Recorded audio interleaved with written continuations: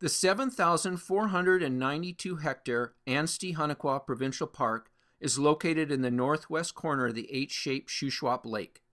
It protects old-growth forests and the unique Hunakwa Lake, likely one of the only low-elevation wilderness lakes found in the interior of North America. But it was not always protected. Shuswap Environmental Action Society members first visited the area in 1992 and immediately began to campaign for its protection. We published educational newspapers, brought in a crew to clear a trail to the lake from the Seymour arm of Shuswap Lake, and visited often to survey the area and document its many values, including wetlands, wildlife, and rare plants. Soon, our campaign turned into a conflict with the local logging industry. One major project was bringing in the famous late environmental photographer Myron Kozak, whose footage we used in our video production, Shuswap Wild.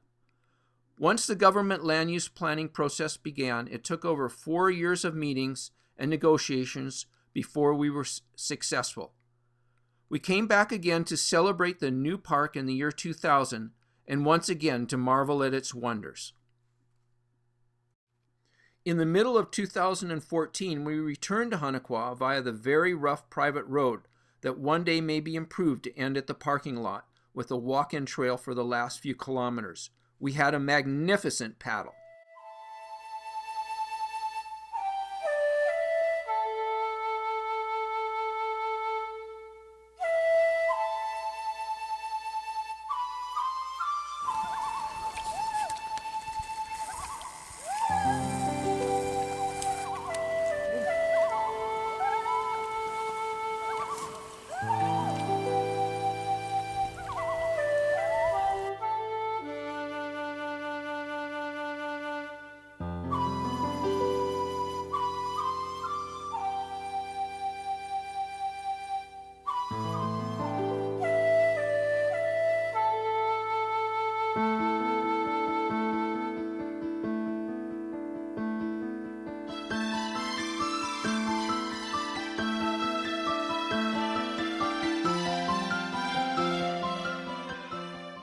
There was one more Hunakwa trip at the end of September with Phil McIntyre Paul and Kevin Clarkson from the Shuswap Trail Alliance and Wes Dearman from BC Parks.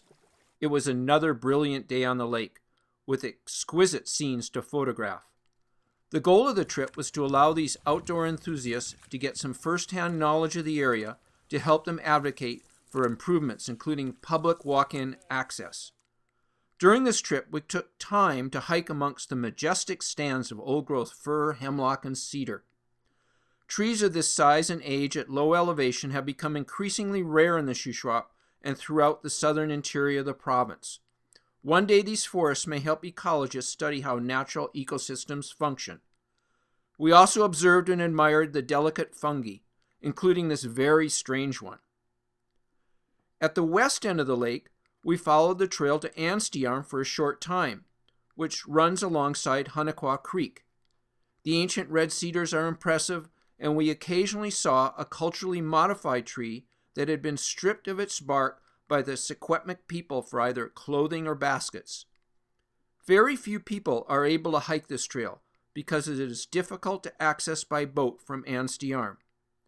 Much of the west end of the lake, particularly here where the creek begins, is a wetland and is thus key habitat for many species, including waterfowl, amphibians, and fish.